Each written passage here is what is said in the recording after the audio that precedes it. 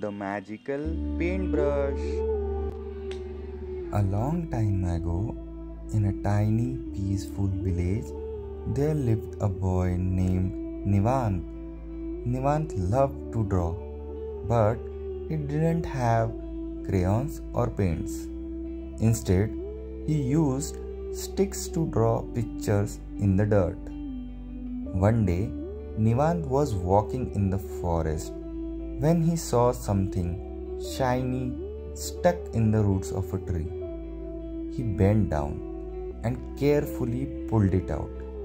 It was a beautiful paintbrush with golden bristles that sparkled in the sunlight.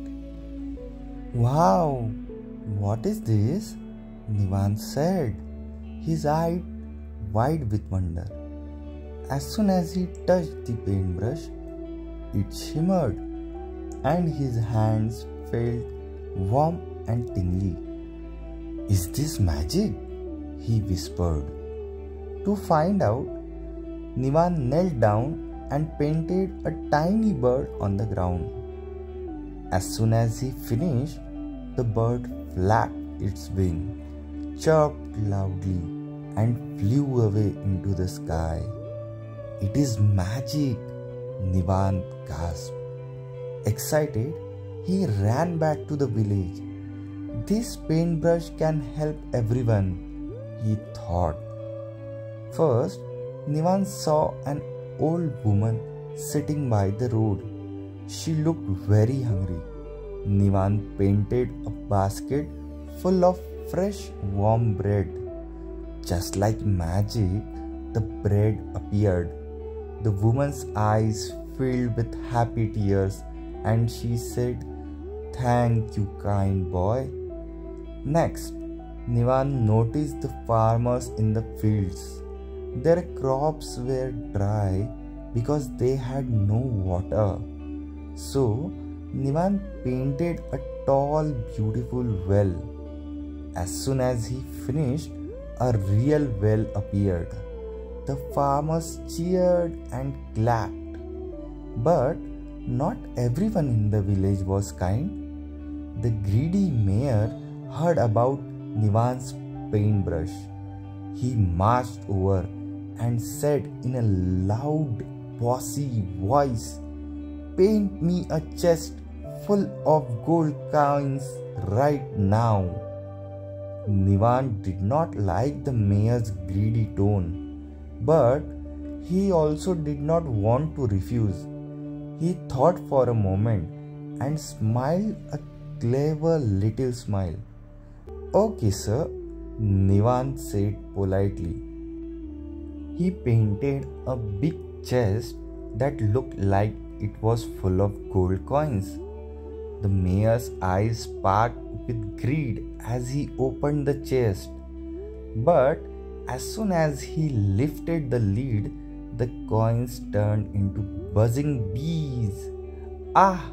the mayor screamed, waving his arms as the bees swarmed around him. He ran away as fast as he could, shouting, "I don't want your silly paintbrush anymore." The villagers laughed and cheered for Nivant. From that day on, Nivant used his magical paintbrush to help others. But he also learned something very important. Magic is best when it's used with kindness and love. And so, Nivant continued to bring joy and happiness to his village, one magical painting at a time. जादुई paint brush. बहुत समय पहले एक छोटे से शांत गांव में निवान नाम का एक लड़का रहता था। निवान को चित्र बनाना बहुत पसंद था, लेकिन उसके पास रंग और पेंट ब्रश नहीं थे। वह लकड़ी की छड़ों से मिट्टी में चित्र बनाता था। एक दिन निवान जंगल में चल रहा था जब उसने एक चमकती हुई चीज देखी जो एक पेड़ की जड़ों में फंसी हुई थी। उसने झुककर उसे ध्यान से बाहर निकाला। यह एक सुंदर पेंट ब्रश था जिसकी ब्रिसल्स सोने जैसी चमक रही थी। यह क्या है? निवान ने हैरान होकर कहा।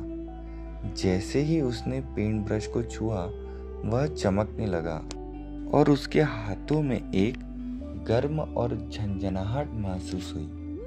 क्या यह जादू ही है? उसने धीरे से कहा। यह जानने के लिए निवान ने नीचे बैठकर मिट्टी में एक छोटा सा पक्षी बनाया। जैसे ही उसने चित्र पूरा किया, पक्षी अपनी पंख फैलाकर चहचहाता हुआ उड़ गया। यह सच में जादू है, निवान ने चिल्लाया। खुश होकर वह गांव लौट आया। यह पेंट ब्रश सभी की मदद कर सकता है, ये उसने सोचा। पहले निवान ने एक बूढ़ी महिला को देखा जो सड़क किनारे बैठी थी। वह बहुत भूखी लग रही थी। निवान ने ताजे और गर्म ब्रेड की एक टोकरी बनाई।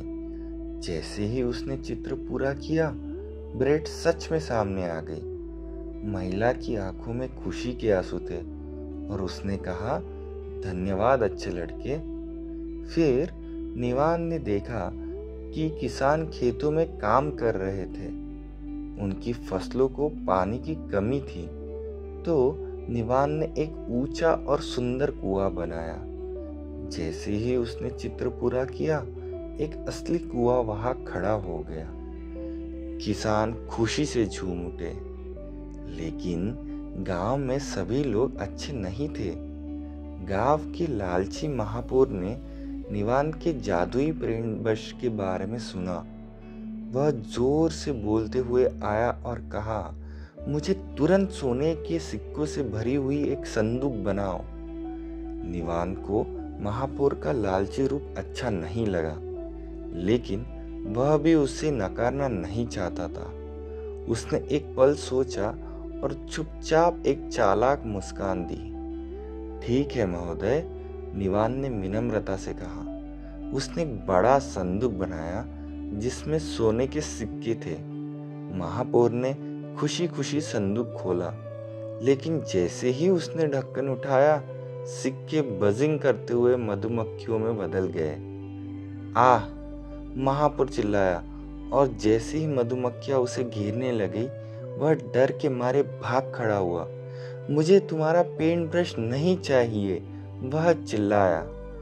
गांव वाले हंसी में फूट पड़े और निवान के लिए ताली बजाने लगे। निवान ने अपने जादुई पेंट ब्रश का इस्तेमाल दूसरों की मदद करने के लिए किया और उसने एक महत्वपूर्ण पाठ सीखा। जादू सबसे अच्छा तब होता है जब उसे दया और प्रेम से इस्तेमाल किया जाता है। इसलिए निवान ने अपने गांव में खुशी और आनंद फैलाने के लिए अपना जादुई पेंट ब्रश जारी रखा। जादूचा पेंट ब्रश। खूप वर्षापूर्वी एका छोट्या आणि शांत गावात निवान नावाचा एक मुलगा राहत होता.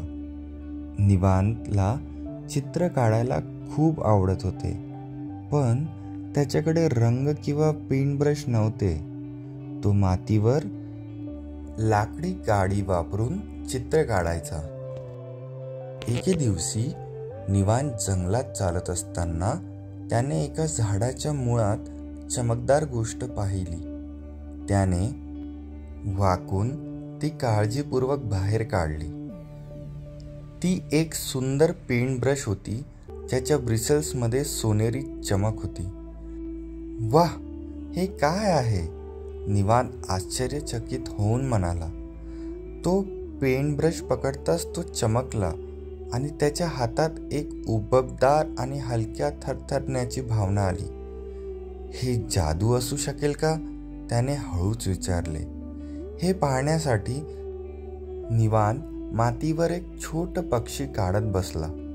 त्याने काढताच पक्षी त्याच्या पंखांना हलवून आनंदाने चिपचिप करत उडाला. हे जादू आहे, निवान गहिरा आनंद व्यक्त करून म्हणाला. तो उत्साही होऊन गावाकडे धावत गेला. हा पेंट ब्रश सगळ्यांची मदत करू शकतो, त्याने मनात ठरवले. सर्वप्रथम निवानने एक वृद्ध महिला रस्त्यावर बसलेली पाहिली.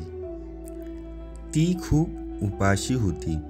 निवानने ताजे आणि उबदार ब्रेडने भरलेली एक टोपली काढली.